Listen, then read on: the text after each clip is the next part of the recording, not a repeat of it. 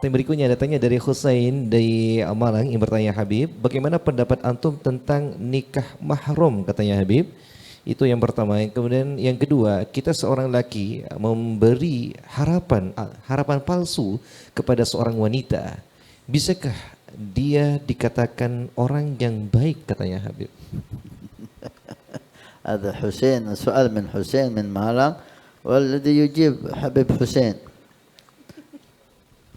عقد النظر وهو أن يعقد على امرأة لكي يدخل على أمها أو جدتها تبركا، قد عمله كثير من الصالحون، لكن الفقهاء لا يجوزون الشرط في ذلك في العقد. أثناء العقد أن يشرط أن تتزوجها فقط لكي تنظر إلى أمها، ولا يجوز لك تتمتع بها. إذا شرط هذا الشرط في العقد لم يصح العقد، لكنهم يعملون ذلك باتفاق قبل العقد. يتفقوا قبل العقد، يعني الزوج وأبو الزوجة يقولون أنت تستعقد على بنتنا لكي تدخل على أمها، ثم بعد ذلك تطلق، فالزوج مخير حينها، ولكن لا ينبغي ويعقد للنظر، وإن شاء طلق وإن شاء يبقيها في عصمته. وأكثر ما يكون ذلك يعقدون على البنات الصغار يعني لكي لا تكون هناك مشكلة. والأمر إذا كان في صلب العقد لا يصح، في شرط العقد لا يصح، لكن كان باتفاق بالعقد لا بأس به، ولا يخلو من ريبة ولا يخلو من تهمة كما ذكره بعض الفقهاء. Itu dinamakan nikah muhrim itu dalam Al-Arab dikenal dengan aqdun nazar. Aqdun nazar yaitu menikahi seorang perempuan dengan tujuan bukan untuk bersenang-senang berhubungan dengan perempuan itu, tapi karena ada tujuan lain. Contohnya untuk supaya si laki-laki ini muhrim dengan ibunya, atau laki-laki ini muhrim dengan neneknya, atau ibunya muhrim dengan dia. Dan ini dilakukan oleh para salihin, para ulama salihin, dan mereka udah tua. Si ulama ini tua, dinikahkan oleh seseorang dengan putrinya supaya istrinya, ibunya muhrim dengan si alim tersebut, mau salaman, mau duduk, mau ngambil berkah. Ini diperbolehkan, dan ini kita lihat dilakukan oleh orang-orang saleh, bahkan orang-orang yang terkenal sebagai aulia atau salihin melakukan hal ini. Tapi biasanya perempuan yang dinikahkan itu putrinya yang bayi, masih kecil. Sehingga memang tujuannya untuk muhrim dengan ibunya atau dengan neneknya. Dan biasanya setelah nikah langsung ditalak, langsung dicerai si anak tersebut supaya selesai. Ala kulli hal, ini diperbolehkan, tapi tidak boleh diberi syarat, gitu loh. Syarat kalau sebelum akad nggak apa-apa. Saya nikahkan kamu dengan putri saya, tapi nanti cerai ya, supaya istri saya, ibu saya, nenek saya muhrim dengan Anda guru. Ini nggak apa-apa. Sebelum akad itu syarat. Tapi kalau syarat itu dibuat di dalam akad, saya nikahkan kamu dengan putri saya dengan syarat kamu cerai, ini nggak boleh, ini nggak sah. Syarat di dalam akad tidak sah. Tapi kalau perjanjian di luar akad, itu nggak ada masalah. Apakah perjanjian itu harus dilakukan oleh si suami ini? Artinya setelah akad dia wajib mencerai? Lah, nggak wajib. Bebas sih dia mau mencerai seperti perjanjiannya, atau dia tidak mau mencerai karena udah istrinya. Tapi itu akan timbul masalah nantinya kan. Lebih bagus kalau memang perjanjiannya sebelum akad itu hanya untuk melihat, hanya untuk keberkahan, maka hendaknya dilakukan setelah akad diceraikan supaya selesai pembahasan. Fihi kisah, ada kisah semacam ini nih, para ulama kita dulu setelah melakukan pernikahan untuk muhrim, lupa nggak dicerai, nasid, mutalak, sampai si perempuan ini besar.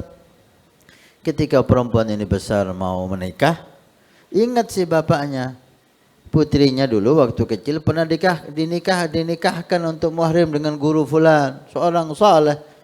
Wali min auliyaillah terkenal. Gala ketika diminta isi anak ini, sebentar.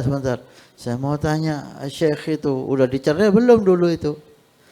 Ditanya, Syekh, ketika dulu kita nikahkan Anda dengan putri saya, udah Anda cerai belum? Karena anak saya sekarang diminta orang. Gala belum anak cerai, kata si Syekh. Belum saya cerai. Loh terus gimana? Gala zaujati, dia istri anak. Dia istri anak. Istri anak ente mau nikahkan sama orang lain, Kevin. Apa istri anak? Ya istri anak. Ternyata si Syekh ini ingin lanjut sama si anak ini. Mau diapain? Artinya ini kisah terjadi semacam ini. Oleh karena itu jangan sampai hal-hal yang tidak diingini akan terjadi. Kalau memang semua ridha ya silahkan gitu loh. Ya khair. Untuk pertanyaan yang kedua, dibaca Ustaz. Nah, yang kedua, ketika seorang lelaki memberi harapan palsu kepada seorang wanita, bisakah dia dikatakan orang yang baik, Ustaz? Dari pertanyaannya Anda udah tahu, bisakah dia dikatakan orang baik? Ya bukan orang baik. Memberi harapan palsu, bohong. Udah nggak usah ditanyain lagi. Anda udah tahu jawabannya. Siapa yang apa itu namanya PHP apa? Playboy. Pemberi harapan palsu itu. Iya. PHP. Ayo, PHP orang baik. Bukan orang baik. Orang baik itu melakukan kebaikan tanpa memberikan harapan kepada dia. Faja'ahu bil khair. Itu orang baik. Kalau sudah dia ucapan kebaikan itu, pantang orang baik untuk mengingkari kebaikan itu. Harus dia lakukan. Orang baik itu tidak memberikan harapan kebaikan, langsung dia lakukan tanpa dia memberikan harapan. Tapi kalau dia sudah berjanji, maka pantang dia ingkari. Kalau sudah hanya PHP, memberi harapan palsu, enggak usah ditanya. Siapapun mengatakan itu bukan orang baik. Assalamualaikum warahmatullahi wabarakatuh. Alhamdulillah, saya Hasan Ismail Al-Muhdar, khadim Pondok Pesantren Nurul Iman. Kami informasikan kepada semua donatur Masjid Awwabin pada hari Jumat ini tanggal 9 Juni.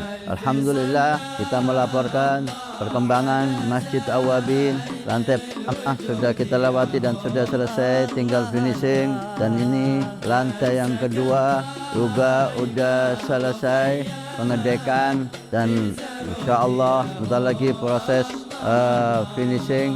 Dan ini kita naik lantai 3 atau lantai 2 masjid. Alhamdulillah udah proses pengedekan. Setelah itu kita mulai finishing, mulai dari lantai dasar aula masjid yang pertama dan lantai masjid yang kedua. Terima kasih banyak semua donatur, semua simpatisan, baik yang mengikuti bulanan setiap bulan 100.000 ataupun yang memberikan hartanya. Mudah-mudahan Allah Subhanahu wa taala menjadikan sebagai sedekah jariah. Kalau kemarin Anda yang ikut, ini waktunya Anda menjadikan sedekah jariah ini untuk orang tua Anda, untuk anak Anda, untuk orang-orang yang Anda cintai, untuk istri Anda, sehingga semuanya kaya dengan pahala dan taat di hari kiamat. Karena masjid ini akan ditempati semua kegiatan ibadah, belajar mengajar di masjid, dakwah ilallah di masjid, salat jamaah di masjid, aurat di masjid, pengajian di masjid. Masya Allah, begitu besar fungsi masjid dan aula Al-Awwabin yang diberi nama oleh guru mulia kita dengan Awwabin. Mudah-mudahan cepat selesai dan bermanfaat sampai hari kiamat. Terima kasih. Barakah. Wassalamualaikum warahmatullahi wabarakatuh.